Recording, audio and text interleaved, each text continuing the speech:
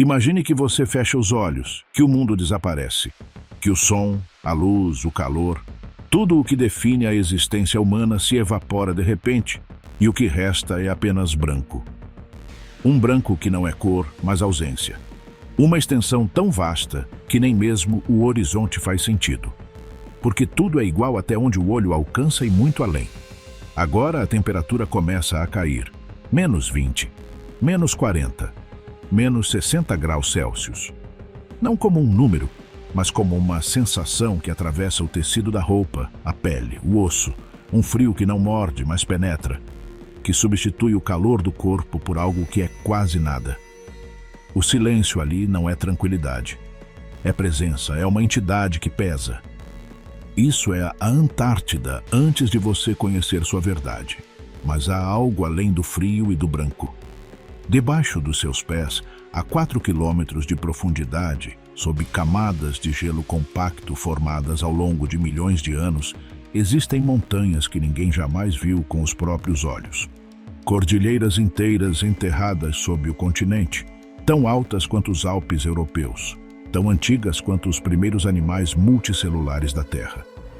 Existem lagos selados desde antes de existir o ser humano, com água líquida que não conhece a luz do sol há mais de 500 mil de anos.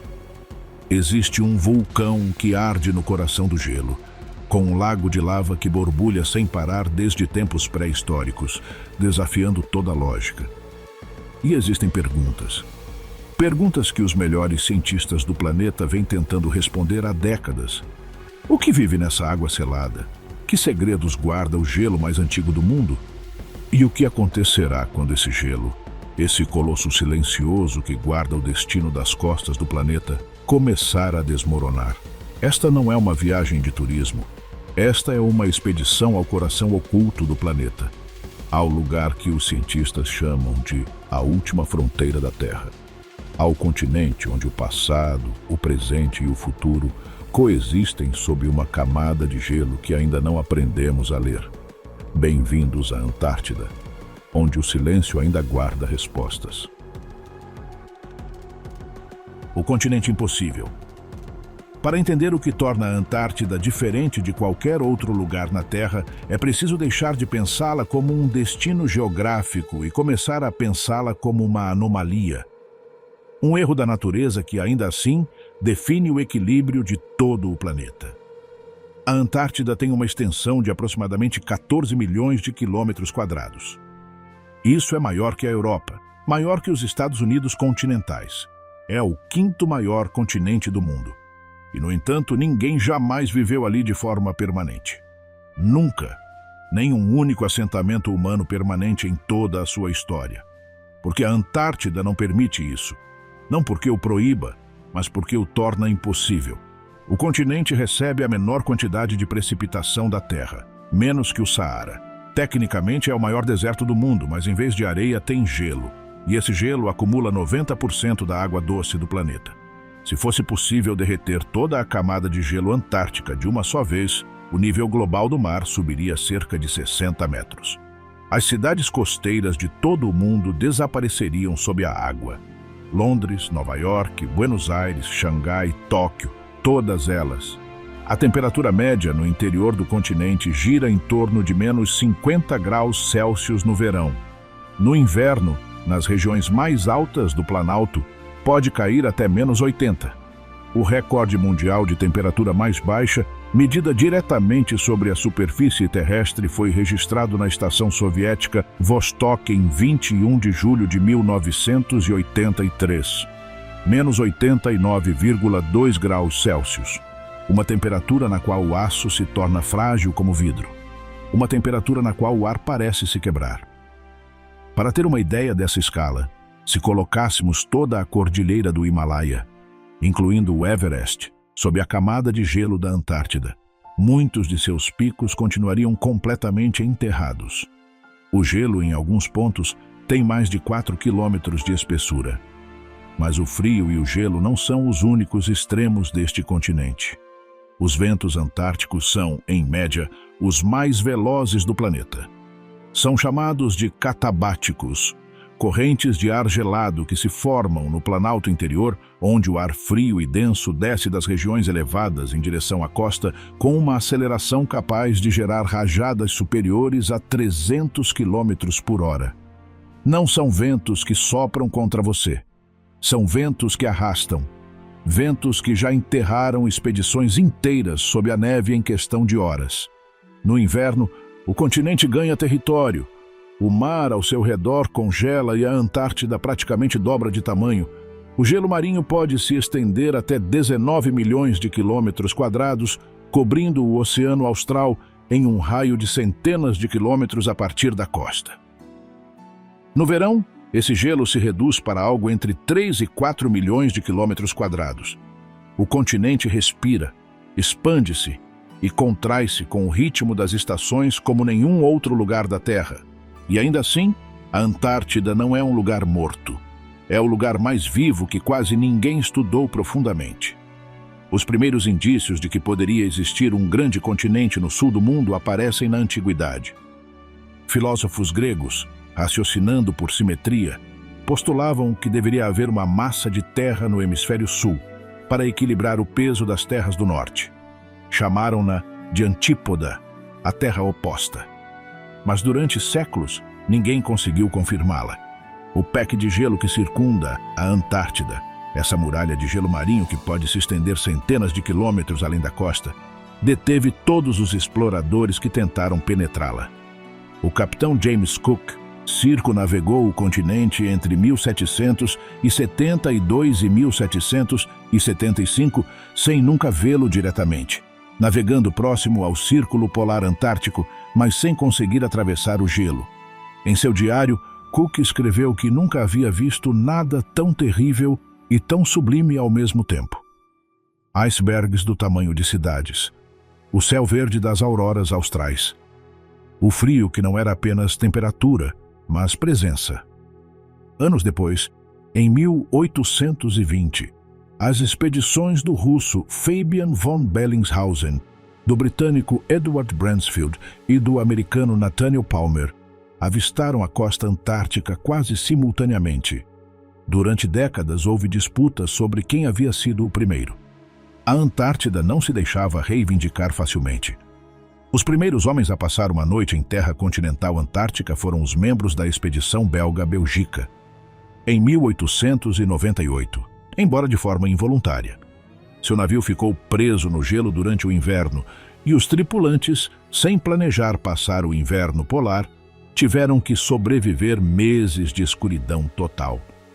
Vários desenvolveram escorbuto e aquilo que o médico a bordo, o americano Frederick Cook, que mais tarde afirmaria ter alcançado o Polo Norte, descreveu em seus diários como loucura polar.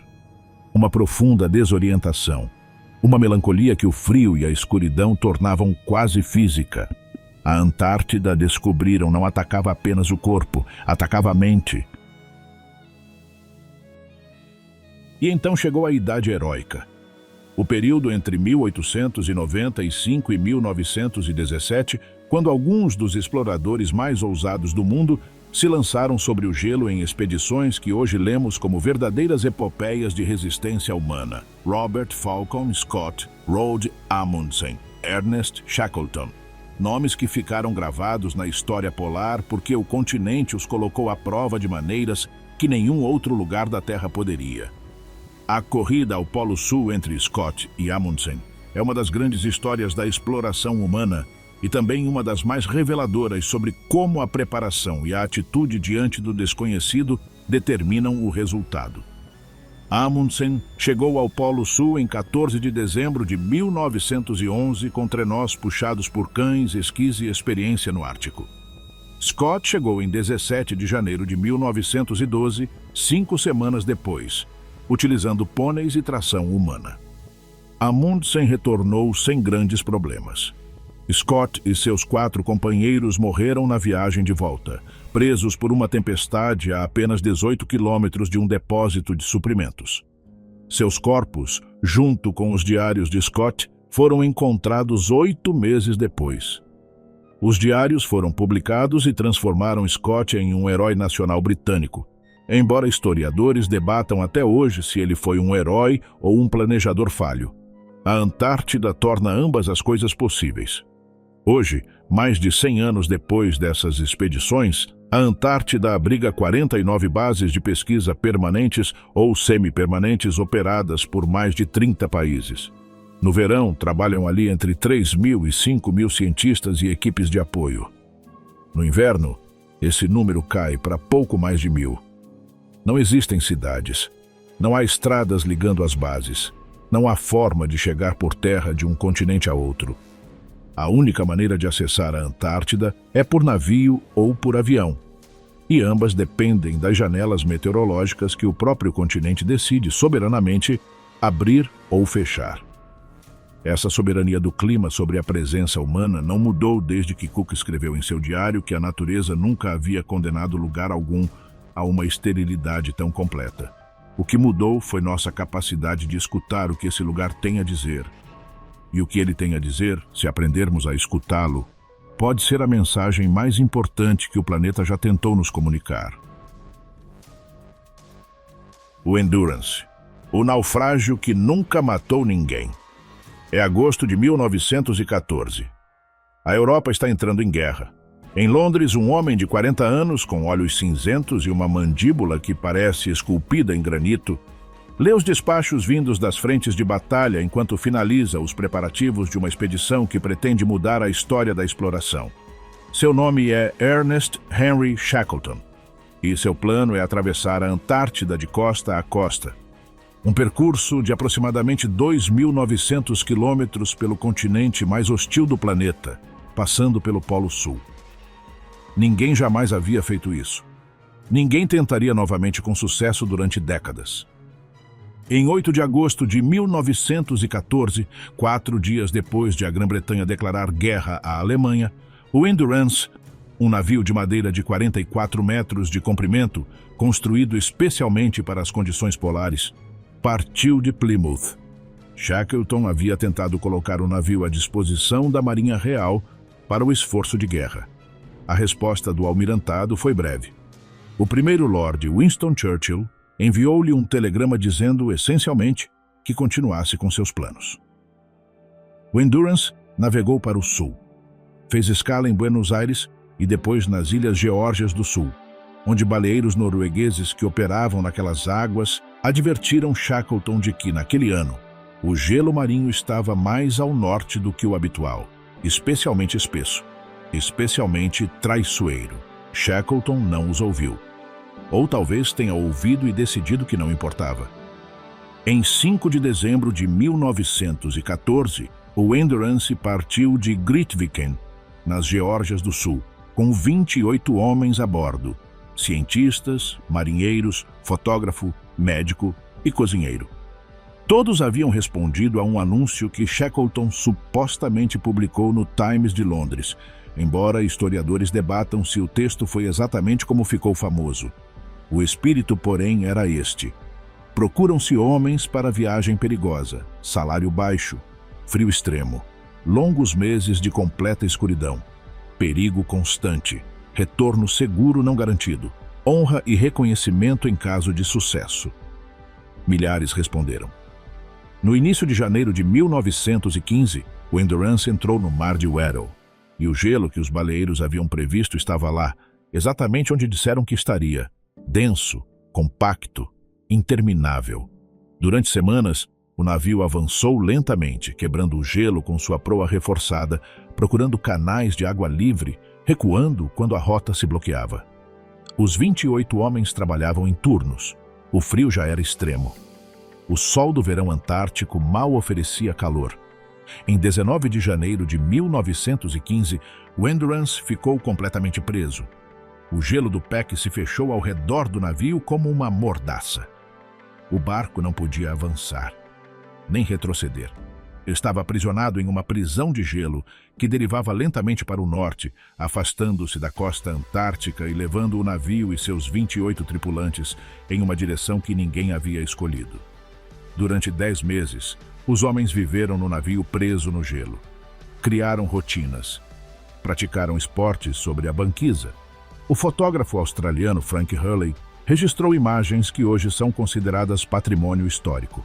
O navio iluminado por auroras austrais, os cães de trenó brincando sobre o gelo branco, os homens jogando hóquei no gelo tendo o Endurance como cenário. Há algo quase irreal nessas fotografias. Algo que mistura beleza e terror. Em 24 de outubro de 1915, Shackleton deu a ordem de abandonar o navio. A pressão do gelo estava rasgando o casco. Rangidos profundos vinham da madeira como se o navio gritasse. Os homens descarregaram o que puderam. Botes salva-vidas, provisões, equipamentos científicos, os cães de trenó. Shackleton ordenou sacrificar os filhotes porque não havia comida para todos. Em 21 de novembro de 1915, o Endurance afundou no mar de Weddell. Os 28 homens viram o navio desaparecer sob o gelo desde a banquisa. O fotógrafo Hurley descreveu aquele momento como o mais silencioso de sua vida. Não houve palavras, apenas o som do gelo. O que veio depois é considerado por muitos historiadores da exploração polar como a maior história de sobrevivência de todos os tempos. Shackleton e seus homens derivaram sobre o gelo durante meses. Quando a banquisa começou a se romper com o calor do verão austral, lançaram os 3 botes salva-vidas ao mar e navegaram durante dias em condições impossíveis. Mares com ondas de 15 metros e temperaturas abaixo de zero, até alcançar a Ilha Elefante. Era a primeira terra firme que pisavam em 497 dias. Mas a Ilha Elefante não tinha nada. Nem comida suficiente, nem abrigo permanente, nem possibilidade de resgate. Era apenas uma rocha desolada no meio do Oceano Austral, longe de qualquer rota de navegação. Ninguém os procuraria ali. Shackleton então tomou a decisão mais audaciosa de toda a expedição. Ele escolheu 5 homens, pegou o maior bote, o James Caird, com apenas 7 metros de comprimento, e navegou 1.300 quilômetros pelo oceano mais tempestuoso do planeta até as Ilhas Geórgias do Sul, onde havia estações baleeiras norueguesas. A viagem durou 16 dias. O navegador Frank Worsley, guiando-se pelas estrelas nos raros momentos em que as nuvens se abriam, conduziu o pequeno barco exatamente até onde precisava chegar. Eles alcançaram as Geórgias do Sul em maio de 1916, mas chegaram ao lado errado da ilha. Entre eles e a estação baleeira de Stromness havia uma cadeia de montanhas que ninguém jamais havia atravessado. Sem equipamento adequado de escalada, quase sem dormir, com os corpos no limite, Shackleton e 2 de seus homens cruzaram as montanhas em 36 horas. Chegaram a Stromness cobertos de gelo, com os rostos escurecidos pelo vento e pelo sol polar, quase irreconhecíveis. Em 30 de agosto de 1916, depois de 4 tentativas fracassadas de atravessar o gelo marinho, Shackleton finalmente conseguiu resgatar os 22 homens que haviam permanecido na Ilha Elefante. Ele os encontrou exatamente onde os havia deixado, todos vivos. Não houve uma única morte em toda a expedição. A expedição do Endurance fracassou em seu objetivo original. Eles nunca atravessaram a Antártida, mas provaram algo talvez ainda mais importante, que a determinação humana pode sobreviver a condições que, no papel, deveriam ser fatais, e que o continente que os aprisionou, esse continente de gelo eterno e silêncio absoluto, é capaz de dobrar qualquer plano, qualquer tecnologia, qualquer certeza. A Antártida tem suas próprias regras, e há mais de um século ela vem nos ensinando isso. Em 2022, uma expedição científica encontrou os restos do Endurance no fundo do mar de Weddell, a 3.008 metros de profundidade, quase perfeitamente preservado pelas águas geladas. Depois de 107 anos, o gelo e o frio haviam conservado o nome do navio na popa, as escotilhas, as madeiras do casco. Como se o Oceano Antártico o tivesse guardado, como se estivesse esperando que voltássemos para encontrá-lo. O abismo oculto, o glaciar Deman e o ponto mais profundo da Terra. Em um mapa, o glaciar Denman parece apenas mais uma das incontáveis massas de gelo que cobrem a Antártida Oriental, uma mancha branca entre outras manchas brancas. Mas se você pudesse ver o que existe sob esse gelo, se pudesse remover a camada de 4 quilômetros de gelo compacto que o cobre e olhar para baixo, o que veria seria de tirar o fôlego. Sob o glaciar Denman, encontra-se o ponto terrestre mais profundo do planeta que não está coberto pelo oceano. Um cânion subglacial que desce mais de 3.500 metros abaixo do nível do mar. Para ter uma ideia dessa profundidade, se pegássemos o edifício mais alto do mundo, o Burj Khalifa, em Dubai, e empilhássemos 4 vezes um sobre o outro, o resultado mal alcançaria a borda desse abismo. Na base desse cânion, a Terra guarda algo que nenhum ser humano jamais viu. Durante décadas, o glaciar Denman foi pouco mais que uma mancha branca nos mapas antárticos. Apenas um nome, apenas uma coordenada. Foi a tecnologia de radar de penetração no gelo, instalada em aviões e satélites que sobrevoavam o continente a partir da década de 1990, que começou a revelar sua verdade. Cientistas enviaram pulsos de ondas de rádio para baixo, através do gelo, e escutaram os ecos que retornavam do fundo. O que esses ecos desenharam era impossível de imaginar.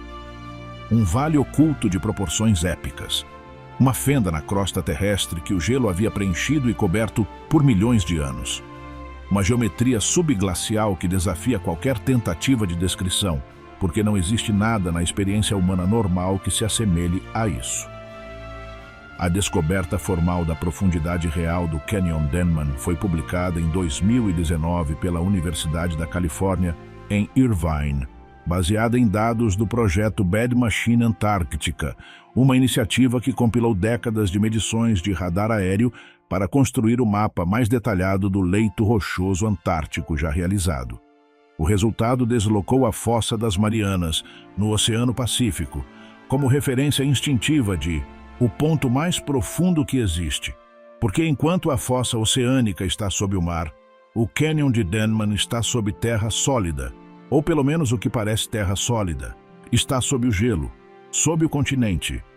E ninguém havia visto até que algoritmos de processamento de sinais de radar desenharam seu perfil nas telas de um laboratório na Califórnia. A profundidade desse cânion, 3.500 metros abaixo do nível do mar, cobertos por 4 quilômetros de gelo, implica que a base do glaciar está sujeita a condições de pressão e temperatura que os geólogos ainda estão modelando.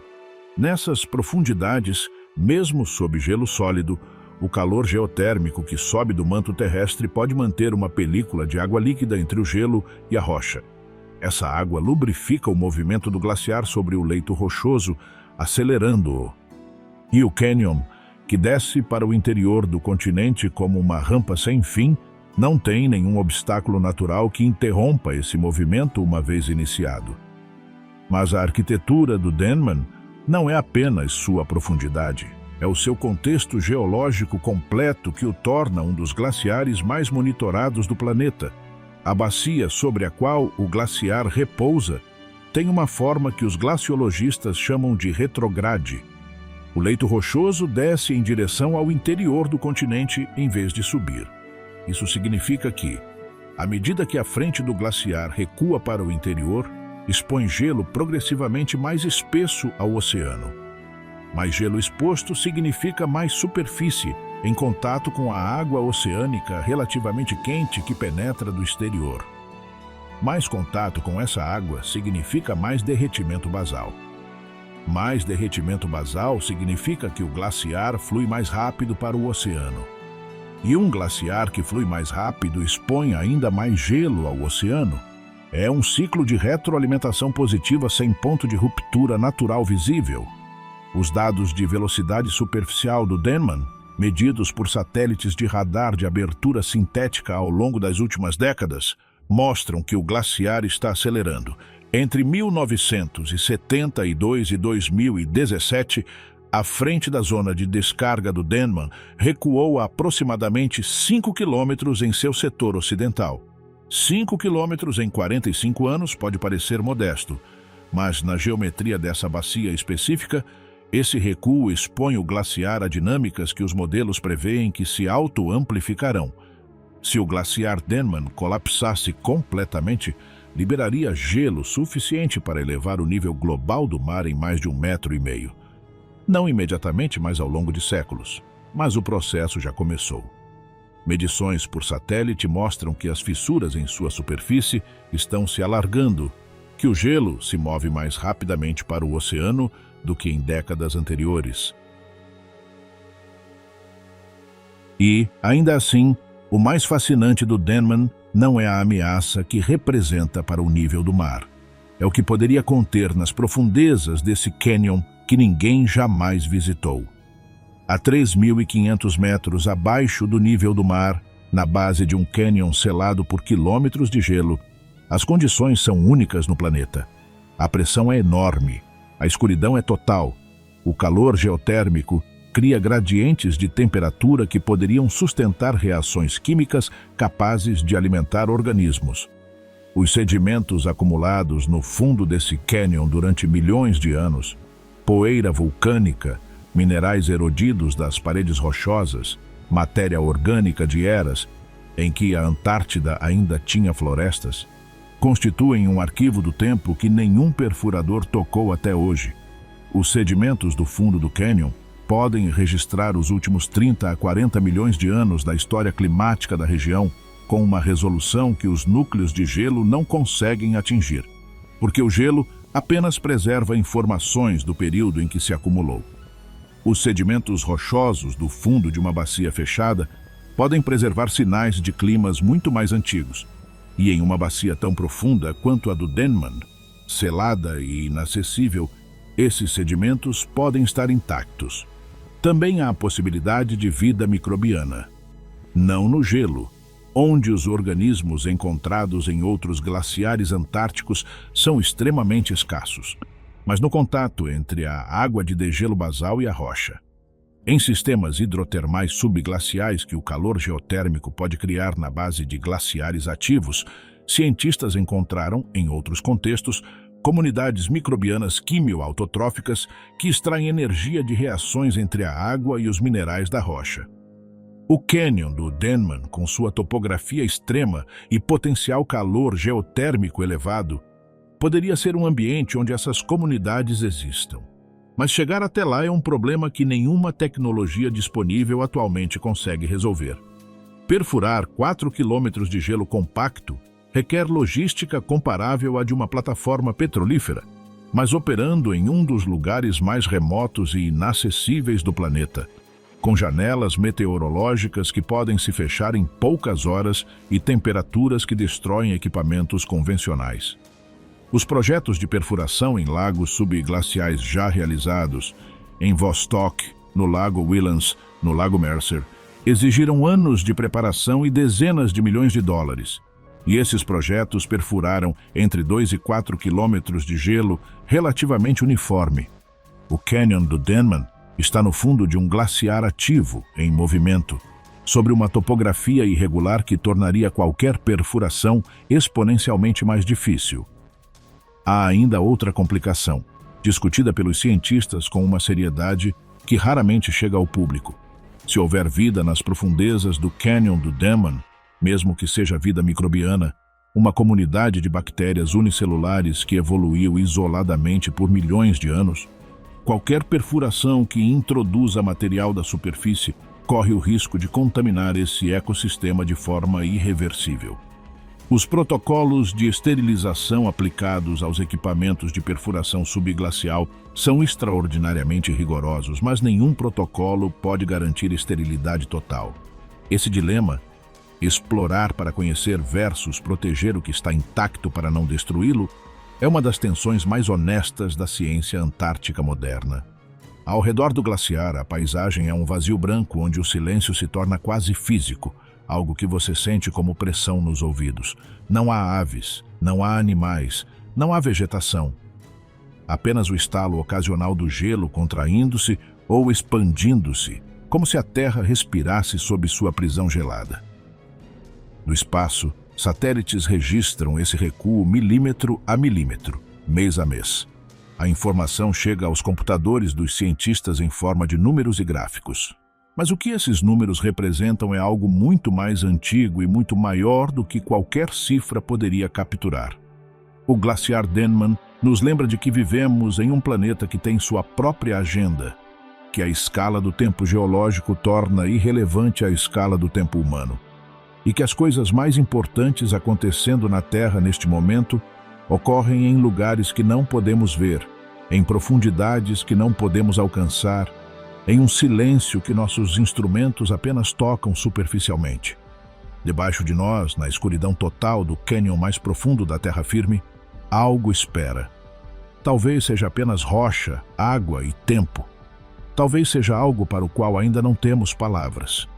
A diferença entre essas duas possibilidades é, precisamente, a razão pela qual a ciência antártica continua enviando aviões sobre aquele gelo interminável, escutando os ecos que retornam do fundo. A Cordilheira Fantasma. As Montanhas Gamburtsev. Há uma cadeia de montanhas no coração da Antártida com picos tão altos quanto os Alpes, vales mais profundos que qualquer cânion europeu e uma complexidade geológica comparável às cordilheiras mais estudadas do mundo. Elas existem há mais de 1 bilhão de anos. Ninguém jamais as viu com seus próprios olhos. As Montanhas Gamburtsev, assim batizadas em homenagem ao geofísico soviético Grigori Gamburtsev, que liderou os primeiros estudos de radar que confirmaram sua existência durante o Ano Geofísico Internacional de 1958. Estão ocultas sob mais de 4 quilômetros de gelo sólido, no coração da Antártida Oriental. Nenhum ponto de suas cristas aparece na superfície. Para todos os efeitos práticos, são invisíveis. Sua existência é um dos maiores enigmas geológicos do planeta. Não porque não saibamos que estão lá, radares e medições sísmicas mapearam a região com resolução surpreendente, mas porque ainda não entendemos como podem existir. O problema é o seguinte: montanhas se formam quando placas tectônicas colidem e empurram a crosta terrestre para cima. Esse processo gera picos que rios e glaciares erodem ao longo de milhões de anos. Cordilheiras jovens são altas e angulosas. Cordilheiras antigas são baixas e arredondadas. As Gamburtsev, com mais de 1 bilhão de anos, deveriam ter sido erodidas quase até desaparecer. E, ainda assim, o radar mostra uma cordilheira com picos pronunciados, vales profundos e topografia que sugere uma estrutura jovem. Como uma cordilheira tão antiga pode ter uma forma tão jovem? A resposta que os geólogos construíram ao longo das décadas é que as Gamburtsev foram rejuvenescidas. Em algum momento de sua história, talvez há 500 ou 600 milhões de anos, uma segunda fase de atividade tectônica elevou novamente a crosta nessa região. E o gelo, o mesmo que as oculta, preservou-as desde então, protegendo-as da erosão que teria reduzido qualquer outra cordilheira a nada. As Gamburtsev são, de certa forma, um presente do gelo. Sua invisibilidade é sua proteção. Sem a camada de gelo que as sepulta, teriam desaparecido há milhões de anos. A hipótese mais intrigante sobre essas montanhas está ligada ao papel que desempenharam na história do continente. Acredita-se que as Gamburtsev foram o ponto de origem da glaciação antártica.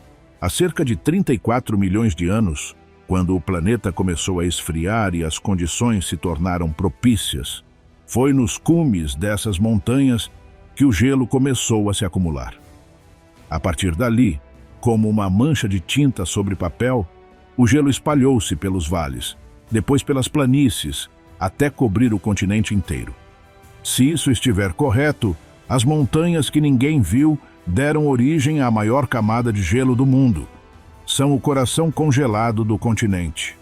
O que esse coração pode esconder, nas palavras dos glaciologistas que o estudam, é incalculável.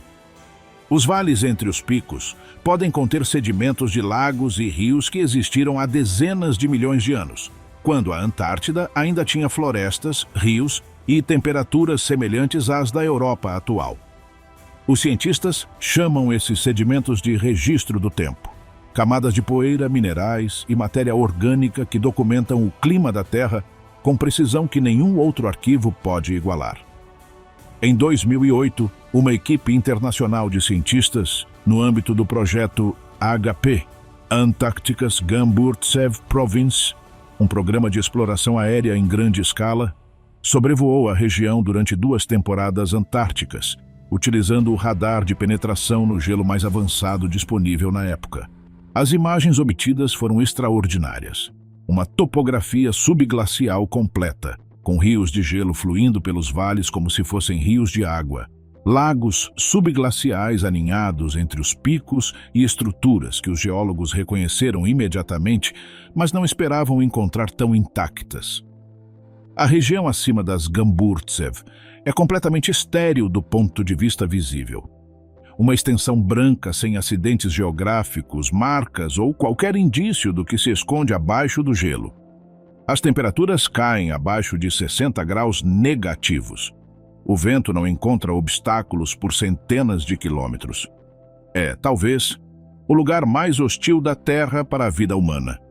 E ainda assim, a ideia de que sob aquele inferno branco existem montanhas nunca pisadas, vales que guardam registros de climas extintos, lagos com água que não viu a atmosfera em milhões de anos, torna o local um dos mais extraordinários do planeta. Um laboratório natural selado, um arquivo geológico intacto, uma pergunta formulada em rocha e gelo que ainda não sabemos como ler. Talvez algum dia a tecnologia nos permita perfurar sem contaminar, descer sem alterar, ver sem tocar. Até lá, as Gamburtsev permanecerão como a cordilheira mais invisível, inacessível e possivelmente mais importante do planeta. Os Altos de Ellsworth, a memória fossilizada do continente. Sob a Antártida Ocidental, onde o gelo é um pouco mais fino do que no leste, mas igualmente imponente, esconde-se outra cadeia montanhosa sepultada. Os montes subglaciais de Ellsworth, detectados e mapeados graças a décadas de trabalho com um radar aerotransportado, revelam uma arquitetura subterrânea que os geólogos descrevem como surpreendente, mesmo para padrões antárticos. Ao contrário das Gamburtsev, cujo surgimento está ligado a processos tectônicos muito antigos, os Ellsworth têm uma história mais complexa. Estudos publicados por equipes do British Antarctic Survey e da Universidade de Cambridge indicam que essas montanhas podem ter sido deslocadas de sua posição original pela deriva continental, girando aproximadamente 90 graus ao longo de dezenas de milhões de anos. São, de certo modo, montanhas no lugar errado, montanhas que a Terra moveu. A orientação dos Ellsworth, alinhada de forma que desafia a lógica do relevo circundante, levou os cientistas a reconstruir a história geotectônica da Antártida Ocidental de maneiras antes consideradas impossíveis. E o que essa história revela é que o continente que vemos hoje, essa massa de gelo aparentemente estática e eterna, tem sido, na verdade, um sistema profundamente dinâmico, em constante reorganização ao longo de escalas de tempo que superam qualquer intuição humana. Junto às montanhas Ellsworth, sob camadas de gelo de mais de 3 quilômetros de espessura, repousa o lago subglacial Ellsworth, uma massa de água líquida presa na escuridão total, isolada da atmosfera por mais de 500 mil de anos. O calor geotérmico que sobe das rochas abaixo impede que a água congele, apesar das temperaturas extremas da superfície. É um ecossistema selado, um mundo dentro de outro mundo. Em 2012 e 2013, uma equipe internacional liderada por cientistas do British Antarctic Survey tentou perfurar o gelo para alcançar o lago. O projeto, com equipamentos de perfuração a água quente, sistemas de esterilização para evitar contaminação e sensores projetados para resistir às condições do interior do lago, representou anos de preparação e milhões de libras em investimento. A logística de operar em um ponto tão remoto da Antártida Ocidental, a centenas de quilômetros de qualquer base permanente, era descomunal. O projeto enfrentou problemas técnicos que impediram alcançar o lago naquela expedição. O gelo mostrou-se mais traiçoeiro do que o esperado, e a equipe precisou se retirar sem atingir o objetivo. Foi um fracasso científico, descrito pelos pesquisadores com admirável honestidade. Tudo o que podíamos fazer, fizemos. A natureza tinha outros planos, mas a importância do lago Ellsworth vai além do interesse geológico. O lago existe em condições que astrobiólogos comparam diretamente com as dos oceanos que podem existir sob o gelo de Europa, Lua de Júpiter ou de Encélado, Lua de Saturno. Mundos gelados onde o calor interno de um corpo planetário mantém a água líquida na escuridão total, longe de qualquer fonte de energia solar.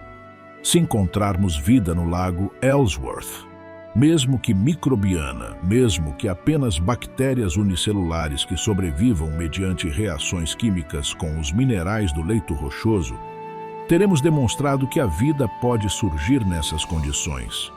E isso altera radicalmente a probabilidade de existência de vida nesses oceanos lunares. Explorar o lago Ellsworth não é apenas uma missão científica terrestre. É uma simulação real do que será buscar vida além do nosso sistema solar. A cruel paradoxa é que quanto mais queremos explorar, mais difícil se torna fazê-lo sem contaminar. O lago permaneceu isolado por centenas de milhares de anos. Qualquer micro-organismo que introduzirmos da superfície, mesmo involuntariamente, mesmo que uma única bactéria presa a um sensor, poderia alterar para sempre esse ecossistema. Os protocolos de esterilização aplicados aos equipamentos de perfuração são comparáveis aos usados na indústria farmacêutica. Mas o gelo antártico não é um laboratório controlado. O vento, o frio e imprevistos técnicos criam vetores de contaminação que são impossíveis de eliminar completamente, e assim, enquanto a ciência desenvolve ferramentas cada vez mais precisas e protocolos cada vez mais rigorosos, os altos subglaciais de Ellsworth permanecem lá intactos, esperando. O Lago Vostok, o oceano que ninguém tocou. Se as montanhas Gamburtsev são o segredo mais desconhecido da Antártida, o Lago Vostok é seu mistério mais famoso. A mais de 4 quilômetros de profundidade sob a superfície congelada da Antártida Oriental, coberto por uma cúpula de gelo formada nos últimos 15 milhões de anos, estende-se um corpo d'água do tamanho do Lago Ontário, na América do Norte. Quase 250 quilômetros de comprimento, 50 quilômetros de largura, até 1.000 metros de profundidade em seus pontos mais fundos. O Lago Vostok permaneceu selado do mundo exterior por mais de 500 mil de anos. Talvez muito mais. Sua existência foi suspeitada pela primeira vez na década de 1950, quando o geofísico soviético Andrei Kapitsa, estudando dados sísmicos da região, notou anomalias que não podiam ser explicadas pela geologia superficial. Anos depois, medições de radar aerotransportado confirmaram o que Kapitsa suspeitava. Sob a estação Vostok, o ponto onde foi registrada a temperatura mais baixa do planeta em 1983, havia um lago. Não um pequeno lago subglacial, mas um verdadeiro lago interior, um dos maiores do mundo, completamente oculto sob o gelo. A confirmação definitiva chegou na década de 1990, combinando dados de radar satelital europeu com sondagens sísmicas russas. O Lago Vostok passou de uma curiosidade anômala a um dos objetivos científicos mais cobiçados do planeta. Por que fascina tanto? Porque as condições sob sua superfície são únicas na Terra. A água está sob enorme pressão, equivalente a quase 400 atmosferas em seu ponto mais profundo, e mantém-se líquida graças ao calor geotérmico que sobe das rochas do fundo, e também pelo efeito anticongelante da própria pressão. A temperatura da água é, paradoxalmente, negativa, cerca de 3 graus abaixo de zero, mas ainda líquida. Água em um estado que não existe em condições normais de pressão. A água que alimenta o lago não vem de rios nem da chuva. Provém do derretimento basal do gelo que o cobre, causado pelo calor geotérmico e pela pressão do gelo superior. E uma vez dentro, essa água pode circular no lago por dezenas de milhares de anos antes de congelar novamente na parte superior, sendo incorporada à camada de gelo. O ciclo é fechado. O sistema é hermético. Funciona assim há centenas de milhares de anos, sem perturbações externas. Em fevereiro de 2012, após mais de 20 anos de trabalho prévio e mais de uma década de perfuração, a equipe científica do Instituto Ártico e Antártico da Rússia, operando a partir da estação Vostok, conseguiu perfurar o último metro de gelo que separava o furo da água do lago. O momento foi descrito pelos participantes como um dos mais intensos de suas carreiras científicas. A água do lago, sob pressão, subiu pelo furo de perfuração e congelou imediatamente ao contato com o fluido de perfuração. Amostras desse gelo formado no encontro entre o furo e o lago foram coletadas. Análises posteriores dessas amostras mostraram sinais de atividade microbiana. Não organismos completos, não células intactas, mas marcadores moleculares que sugerem a presença de vida. O DNA detectado era diferente de qualquer organismo conhecido, embora a possibilidade de contaminação da superfície nunca tenha sido completamente descartada.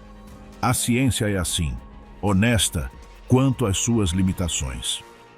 O que é indiscutível é que o Lago Vostok esteve selado tempo suficiente para que a evolução seguisse seu próprio caminho em completo isolamento. Se há vida ali, e os indícios sugerem que é possível, essa vida não teve contato com o resto da biosfera terrestre por centenas de milhares de anos. Poderia ter seguido trajetórias evolutivas completamente diferentes. Poderia ter desenvolvido estratégias de sobrevivência que desconhecemos. Poderia ser, no sentido mais estrito da palavra, alienígena a tudo que estudamos.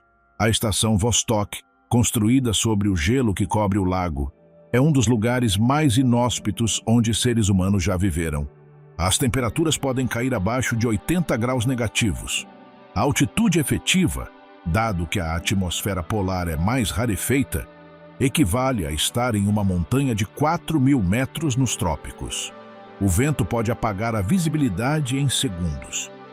E debaixo dos pés dos cientistas que ali trabalham, a 4 quilômetros de profundidade, um oceano oculto espera.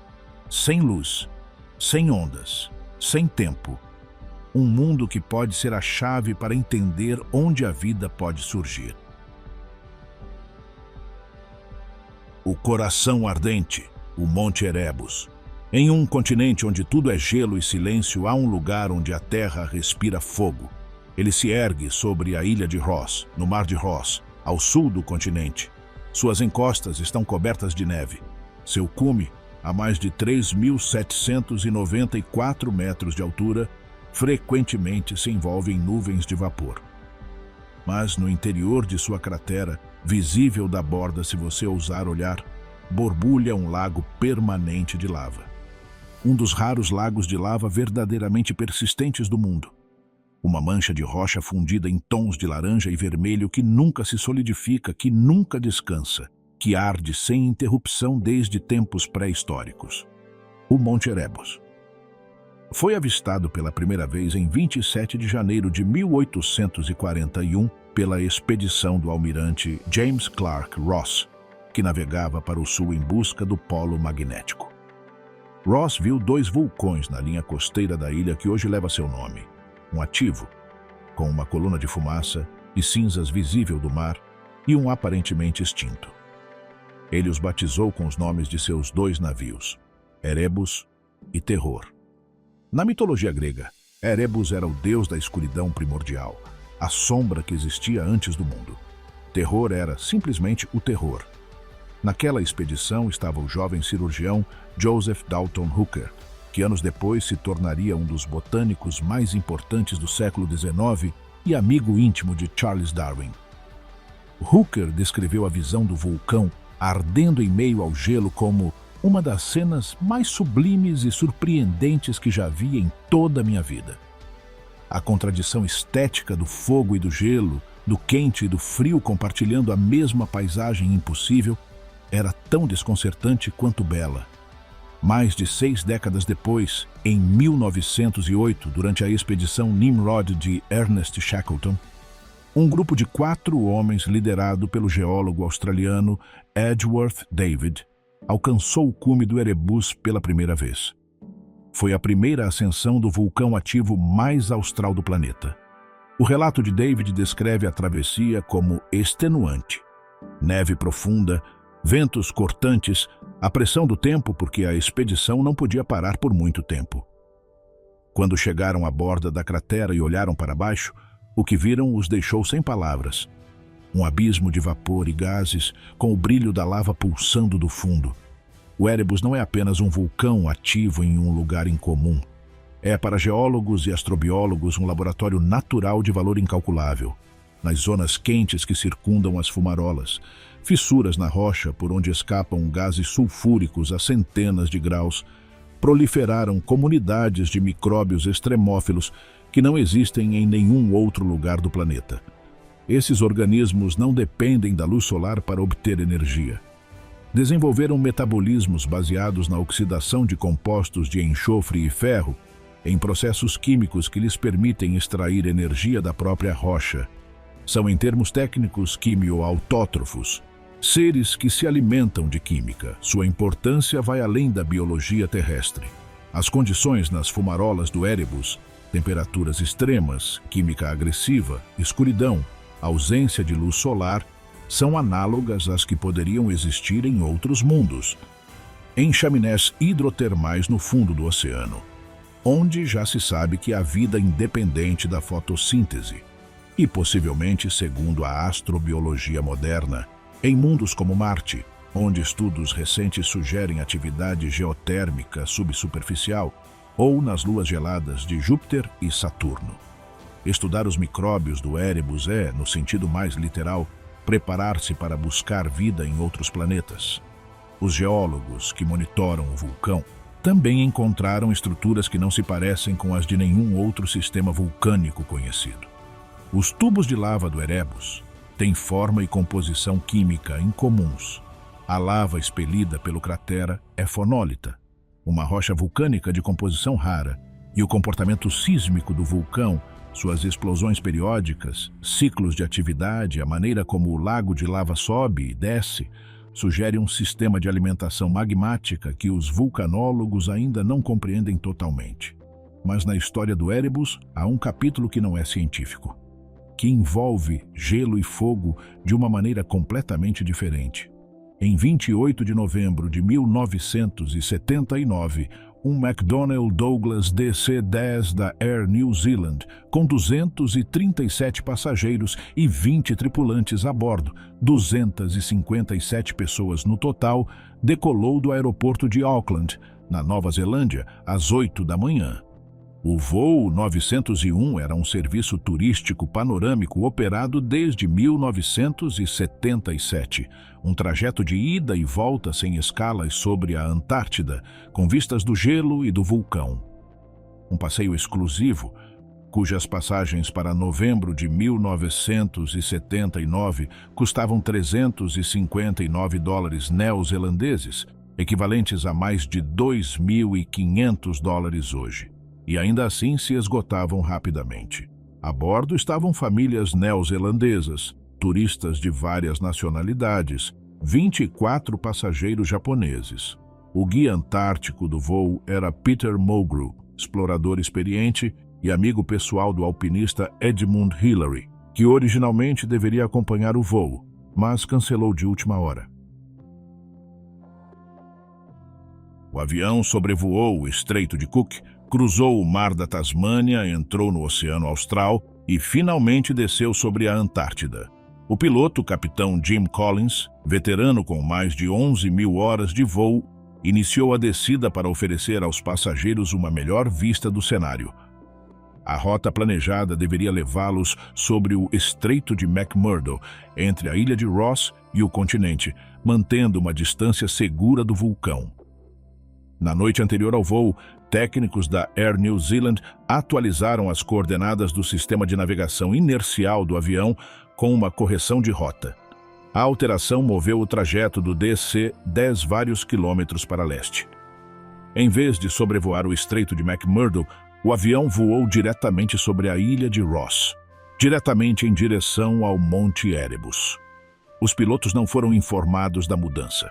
Ao decolar de Auckland, tinham em mãos as folhas de rota originais, enquanto o computador de bordo possuía as novas coordenadas. Nenhum deles sabia do conflito. Sobre a Antártida, o avião desceu através de uma camada de nuvens baixas. Abaixo delas, a paisagem era branca, sempre branca.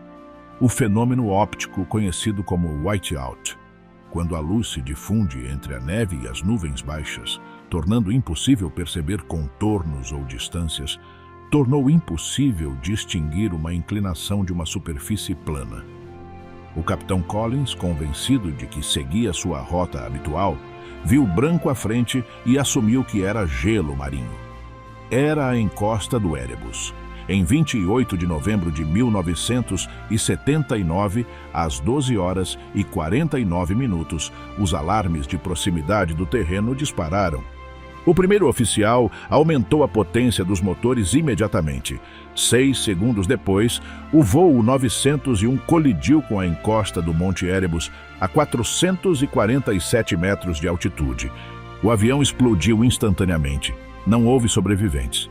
As fotografias tiradas pelos passageiros nos últimos minutos do voo, muitas reveladas entre os destroços, mostram a paisagem antártica pelas janelas, alguns segundos antes do impacto.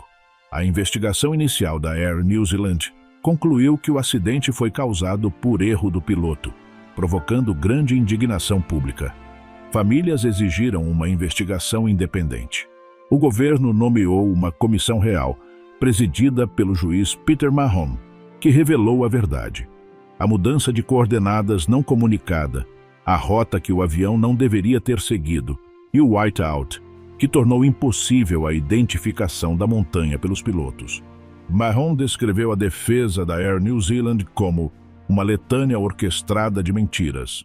A companhia recorreu à justiça e conseguiu remover essa frase das conclusões oficiais, mas a investigação e a verdade permaneceram. Em 1987, uma cruz de aço inoxidável foi instalada na encosta do Erebus, em um promontório rochoso a 3 quilômetros do local do impacto. Foi designada como Sítio e Monumento Histórico da Antártida, sob o Tratado da Antártida. Em 2019, 40 anos após o acidente, a primeira-ministra da Nova Zelândia, Jacinda Ardern, pediu desculpas oficiais em nome do governo pelo manejo da tragédia pela companhia, então estatal. Os destroços do DC-10 ainda podem ser vistos nas encostas do Erebus. O gelo preserva-os como preserva tudo na Antártida. E o vulcão continua a arder, imperturbável, com seu lago de lava que sobe e desce, que expulsa cristais de anortita e olivina no ar gelado, emitindo gases sulfurosos que se misturam com o vapor do gelo em uma química estudada pelos astrobiólogos como modelo de vida em outros mundos. O Erebus não lembra nada. O Erebus simplesmente arde. O Glaciar Thwaites, o colosso do juízo final. Entre todos os lugares da Antártica que os cientistas observam com atenção, há um que provoca um tipo de preocupação diferente. Não é a preocupação do explorador diante do desconhecido, mas a preocupação do médico diante de um diagnóstico que já sabe ser grave. Esse lugar é o Glaciar Thwaites, conhecido entre os glaciologistas pelo apelido o Glaciar do Juízo Final. Não porque seu colapso seja iminente, mas porque, se ocorrer, as consequências seriam irreversíveis em escala humana. O Thwaites se estende na Antártida Ocidental, em uma região onde o continente é mais vulnerável porque o gelo repousa sobre bacias rochosas que descem para o interior. Sua extensão é comparável à metade da Península Ibérica. Ele deságua no Mar de Amundsen, onde o oceano ataca sua base com correntes de água relativamente quente, que penetram pelas fendas do gelo e corroem seus fundamentos com lentidão e precisão mortais. O que torna o Thwaites particularmente inquietante é sua geometria. O glaciar está apoiado sobre uma bacia que declina para o interior do continente. À medida que o gelo recua da frente marítima, não encontra obstáculos naturais que o detenham. Cada metro de recuo expõe mais gelo ao oceano, causando mais derretimento, o que por sua vez acelera o recuo.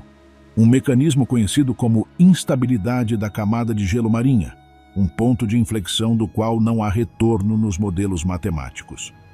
Se o Thwaites colapsar completamente, o nível do mar global poderia subir mais de 65 centímetros apenas com seu próprio gelo.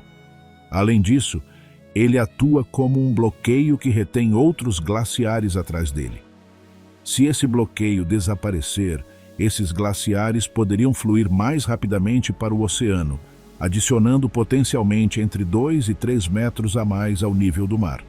Em termos práticos, cidades costeiras que abrigam centenas de milhões de pessoas ficariam submersas ou severamente afetadas. Desde 2018, a International Thwaites Glacier Collaboration, ITGC, uma colaboração sem precedentes financiada conjuntamente pela National Science Foundation dos EUA e pelo Natural Environment Research Council do Reino Unido, envia a cada temporada equipes humanas e robóticas para o glaciar. Mais de 10 países contribuem com cientistas, tecnologia e financiamento, tornando o Thwaites um dos projetos de pesquisa polar mais ambiciosos da história. Os achados não tranquilizam ninguém. Medições submarinas realizadas por veículos autônomos mostram que a água relativamente quente do Oceano Profundo penetra muito mais no interior do glaciar do que se imaginava. Cavernas subglaciais com tetos de até 300 metros e enormes bolhas de gelo derretido revelam a magnitude da erosão por baixo. Imagens de satélite evidenciam o recuo anual da frente do glaciar, o aumento da velocidade do deslizamento do gelo e a expansão de fendas na superfície. Em 2021, foi detectada uma fratura na plataforma de gelo do Thwaites, que atua como barreira protetora, com um padrão descrito como semelhante ao vidro trincado de um para-brisa. Se essa plataforma colapsar, o glaciar ficará exposto diretamente ao oceano. Os modelos climáticos sugerem que a degradação do Thwaites poderia ocorrer em décadas, não em séculos, o que significa que algumas pessoas vivas hoje poderiam presenciar mudanças significativas. Além disso, o leito rochoso sob o glaciar apresenta fontes de calor geotérmico incomuns, com hipóteses de possível atividade vulcânica subglacial, complicando ainda mais a previsão de seu comportamento. Na superfície, a paisagem é inquietante. Fendas quilométricas que se abrem como feridas negras sobre o branco absoluto, blocos de gelo que rangem com sons que os pesquisadores descrevem como gemidos. Um cenário que parece se desintegrar lentamente, entregando a borda do continente ao oceano, pedaço por pedaço. O glaciar Thwaites não é apenas uma ameaça para o nível do mar. É o termômetro mais grande do mundo, um indicador brutal de quanto já alteramos o sistema climático do planeta. A vida no fim do mundo. No extremo mais inóspito do planeta, onde o gelo cobre quase toda a paisagem e a escuridão reina durante meses, poderia-se pensar que a vida é impossível. Estaria enganado. A Antártica abriga um dos ecossistemas mais extraordinários do planeta. Não apesar de suas condições extremas, mas por causa delas.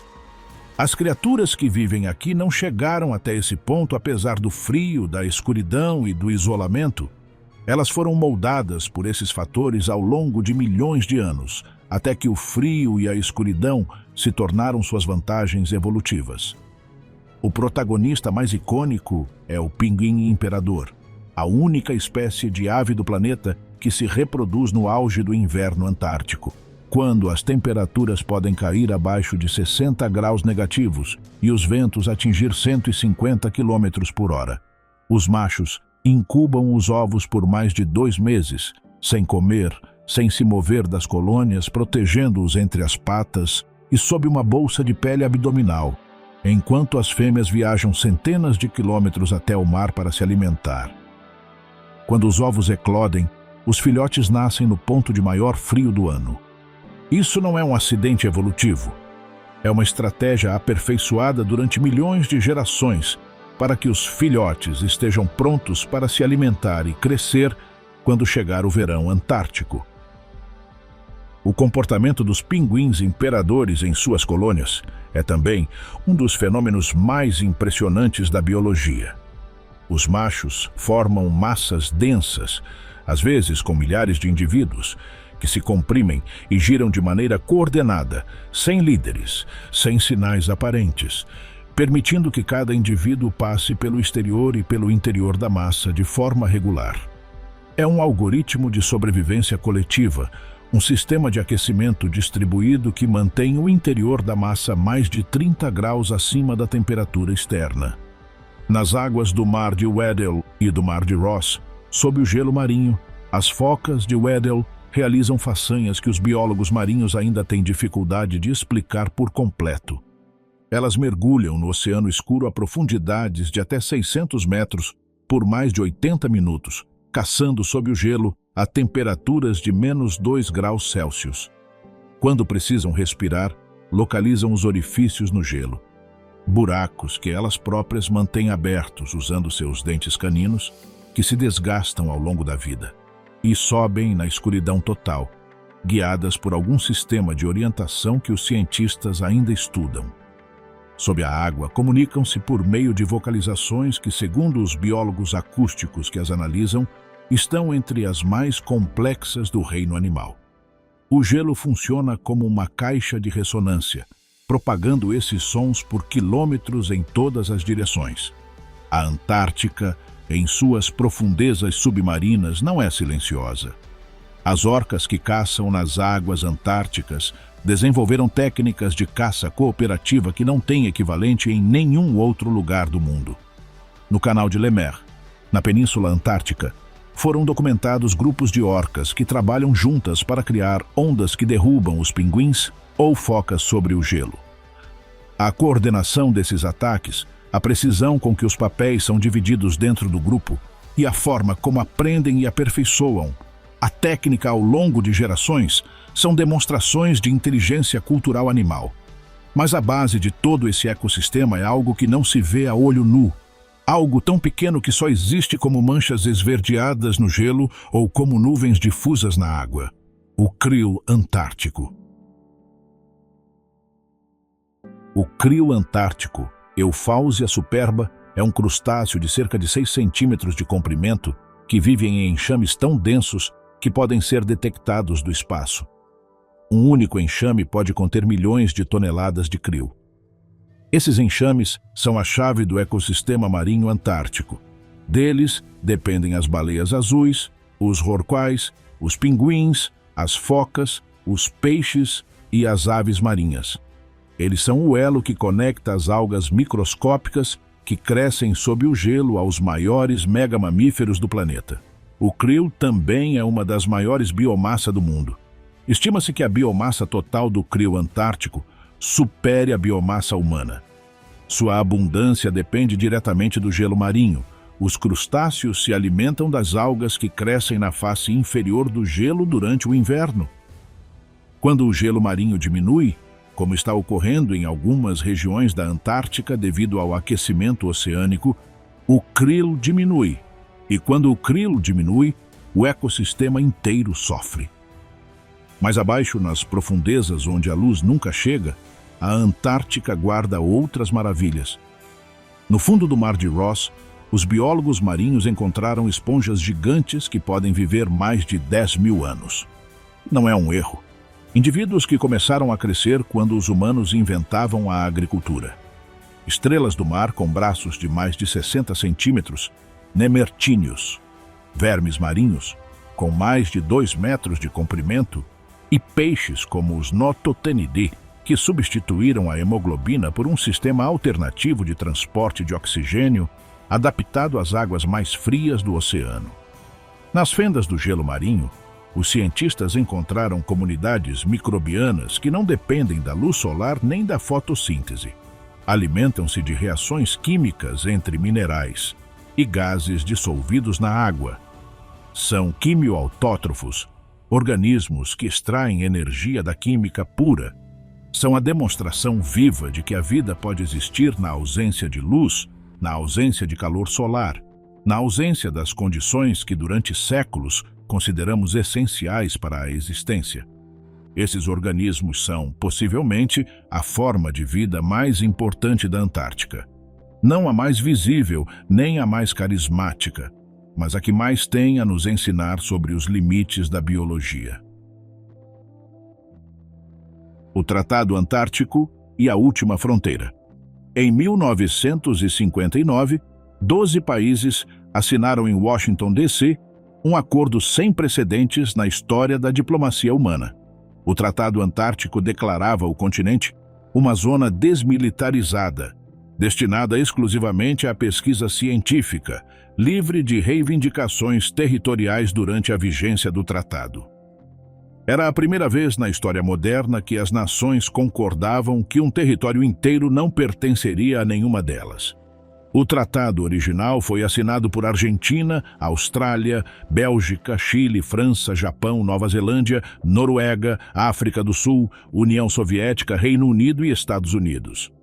Hoje, mais de 50 países o ratificaram ou aderiram.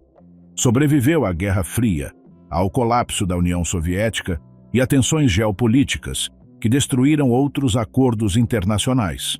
O Tratado Antártico é também a razão pela qual a Antártica continua sendo o que é: um continente de pesquisa, não de exploração. Sob o gelo antártico há reservas minerais consideráveis: carvão, ferro, cobre e níquel. Há potencialmente petróleo e gás natural na plataforma continental. O Protocolo de Madrid de 1991 proíbe a exploração desses recursos até pelo menos 2048, quando o protocolo poderá ser revisado. O que ocorrer nessa revisão dependerá, em grande medida, do que o mundo terá aprendido sobre a Antártica até lá. A pesquisa científica no continente não deixou de produzir descobertas que mudam nossa compreensão do planeta. O núcleo de gelo mais longo, já perfurado na Antártica, o projeto EPICA, extraído na estação Concórdia por uma equipe europeia, contém bolhas de ar aprisionadas há 800 mil anos. Essas bolhas são amostras diretas da atmosfera da Terra no passado.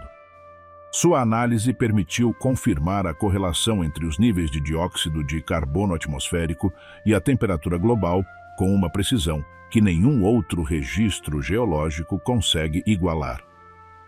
Os dados do núcleo EPICA são uma das provas mais sólidas da relação entre CO2 e clima que a ciência possui. Os meteoritos que caem na Antártica e ficam preservados no gelo por milhares de anos se concentram em certas regiões do continente, onde o movimento do gelo os acumula na superfície. Os caçadores de meteoritos antárticos, equipes de cientistas que percorrem os campos de gelo azul, procurando as rochas negras que contrastam com o branco, recuperaram dezenas de milhares de espécimes nas últimas décadas, incluindo fragmentos de Marte e da Lua. A Antártica é o maior depósito de amostras extraterrestres da Terra. E há ainda a ionosfera, a aurora austral e fenômenos atmosféricos que só podem ser estudados a partir dos polos. Há telescópios no Polo Sul que observam o fundo cósmico de micro-ondas, o eco do Big Bang, com uma clareza que não pode ser obtida em nenhuma outra latitude, porque a atmosfera polar é a mais seca e limpa do planeta. O telescópio do Polo Sul contribuiu para algumas das descobertas mais importantes da cosmologia recente. A Antártica não é apenas um continente, é um instrumento científico. O que o gelo nos diz? Há uma coisa que o gelo antártico faz com uma precisão que nenhuma tecnologia humana consegue igualar: lembrar. A cada ano em que neva sobre a Antártica, uma nova camada de gelo se deposita sobre as anteriores. Com o tempo, sob o peso do gelo acumulado acima, essas camadas se comprimem, se consolidam e se transformam no gelo sólido que forma a camada continental. Mas em seu interior, aprisionadas em bolhas microscópicas, permanecem amostras do ar daquele ano. Amostras de poeira. Amostras de pólen de plantas que talvez já não existam. Amostras de gases vulcânicos de erupções em lugares distantes. Amostras dos isótopos de hidrogênio e oxigênio da água, que variam de acordo com a temperatura em que os cristais de neve se formaram. Cada metro de núcleo de gelo que um glaciologista perfura e extrai do continente representa 1 ano, ou 10 anos, ou 100 anos da história climática da Terra. Uma história que ninguém escreveu, mas que o gelo guardou com fidelidade perfeita. O núcleo Epica, do qual falamos anteriormente, extraído a mais de 3 quilômetros de profundidade na estação Concórdia, registra 800 mil anos de história climática. Nesse registro, os cientistas podem observar os ciclos das glaciações, períodos de 100 a 40 mil anos em que o gelo avançava sobre continentes inteiros, seguidos de períodos mais quentes em que recuava. Podem ver os momentos em que grandes erupções vulcânicas lançaram material suficiente na atmosfera para esfriar o planeta durante anos. Podem observar as variações nos níveis de CO2, que oscilaram entre 180 e 280 partes por milhão nos últimos 800 mil anos. Os níveis atuais de CO2 na atmosfera superam 420 partes por milhão, um valor que está fora de todo o intervalo registrado pelo gelo antártico nos últimos 800 mil anos. Uma anomalia sem precedentes na memória do planeta. O que isso significa para o Glacier Thwaites, para o Lago Vostok, para os ecossistemas que dependem do gelo marinho, para os pinguins imperador que buscam o gelo para criar seus filhotes, é algo que a ciência ainda está tentando quantificar com precisão. Os modelos melhoram a cada ano, os dados se acumulam, a imagem que se forma é clara em linhas gerais, embora incerta nos detalhes. O que o gelo antártico nos diz é que estamos em território desconhecido, que o sistema climático em que vivemos durante toda a história humana está mudando, e que os efeitos dessa mudança se farão sentir primeiro e de forma mais dramática no continente que atua como regulador térmico do planeta. As perguntas, que permanecem abertas. Percorremos um continente sem realmente percorrê-lo. Vimos cordilheiras que ninguém viu, lagos que guardam segredos que talvez não devêssemos apressar, um vulcão que arde no coração do gelo, um glaciar que pode redefinir as costas do mundo, ecossistemas que demonstram que a vida não tem limites que possamos imaginar. Mas há perguntas que nenhuma dessas histórias fecha por completo. E isso é deliberado, porque a Antártida não é um mistério que se resolve, é um mistério que se aprofunda à medida que avançamos. A vida no Lago Vostok? E se houver, é vida que conhecemos ou algo diferente? O que nos diria sobre os limites da biologia se encontrássemos um organismo que evolui em total isolamento há 500 mil de anos? O Glacier Thwaites tem um ponto de não retorno? Já cruzamos esse ponto sem saber? E se a resposta for sim, o que isso significa para as cidades costeiras onde vivem centenas de milhões de pessoas? O que há nas profundezas do cânion do Glaciar Denman que nunca foi pisado? Que sedimentos, que organismos, que história guarda esse abismo na escuridão total? E o que acontecerá quando o Tratado Antártico for revisado em 2048? O mundo continuará escolhendo a pesquisa em vez da exploração? A diplomacia conseguirá proteger o único continente que a humanidade conseguiu manter como bem comum por quase 70 anos? A Antártida não nos dá respostas fáceis porque não é um lugar fácil. É um lugar que exige honestidade, que exige admitir que sabemos menos do que acreditamos, que exige olhar para o gelo e reconhecer que ele está aqui há mais tempo do que nossa espécie e que na escala de tempo que importa ao planeta, nossa presença é apenas um piscar de olhos. Há algo profundamente humano em querer conhecer a Antártida, em enviar expedições ao frio, em perfurar o gelo, em enviar submarinos sob os glaciares. É o mesmo impulso que levou Shackleton a se lançar no mar de Weddell, sabendo que os baleeiros o haviam avisado do perigo. O mesmo impulso que levou os homens do Erebus a atravessar montanhas sem equipamento de escalada para chegar a Stromness. O mesmo impulso que levou os pesquisadores do ITGC a passar meses no Thwaites, medindo um glaciar que poderia entrar em colapso antes que seus filhos fossem adultos. Não exploramos a Antártida apesar do perigo.